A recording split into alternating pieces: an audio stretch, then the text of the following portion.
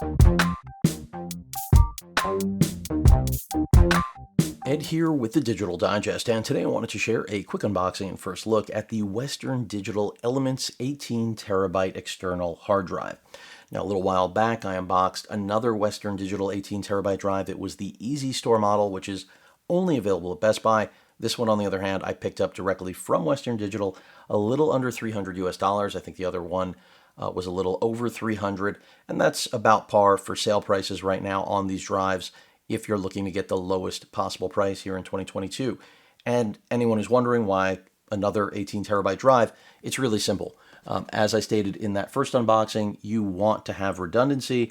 Best way to do that with an external drive, if you go that route, is to have another drive that is backing up that data. If you throw it into a NAS, that's another story. Going internal, a different idea altogether.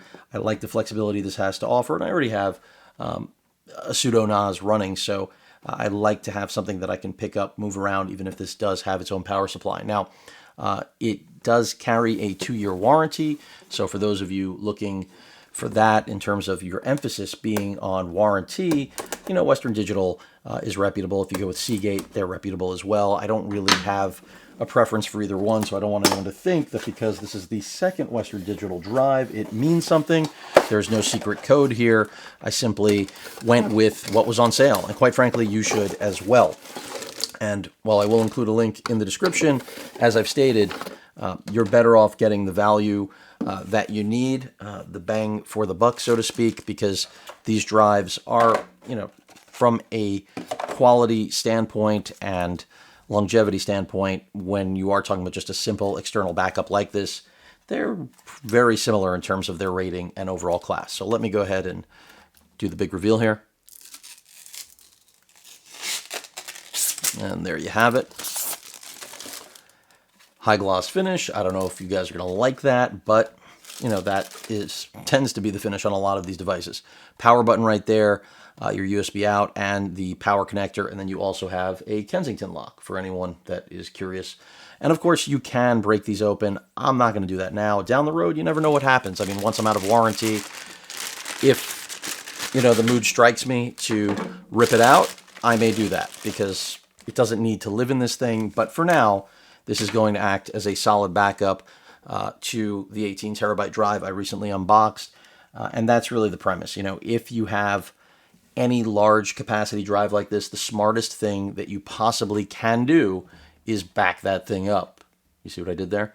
And you want to back that thing up because this is a lot of data. It's not fun losing any amount of data, but especially not 18 terabytes. So this is going to serve as a backup to a master drive for content from my channel. I use smaller drives for, you know, personal data. I don't need this sort of storage.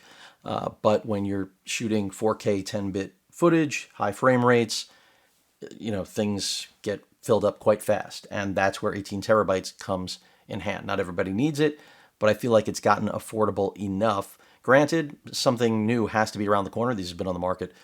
These have been around, I think, since 2020 already. So I've waited long enough. I thought by now we'd have, you know, 20 terabyte drives, maybe more. They're not here yet. I'm sure they'll get here. But you don't want to wait too long in life. You'll be waiting forever. So better to get what you need now in many instances than keep waiting and waiting and waiting and, well, sitting on your hands. So just a first look at this drive. Again, a little under $300 after tax. I'll include a link. And hopefully it serves me well. I'll be updating on the performance of the Easy Store versus this. I'm expecting the exact same performance. It's just a branding difference between what's carried through Western Digital and exclusively at Best Buy. In fact, it looks identical. I don't have the drive in here at the moment, but I will be doing a follow-up with these side by side for anyone curious about which one they should go with. But that pretty much sums it up. Any questions or comments, please feel free to post them. Hit that like button. And as usual, please feel free to subscribe and please stay safe. Later.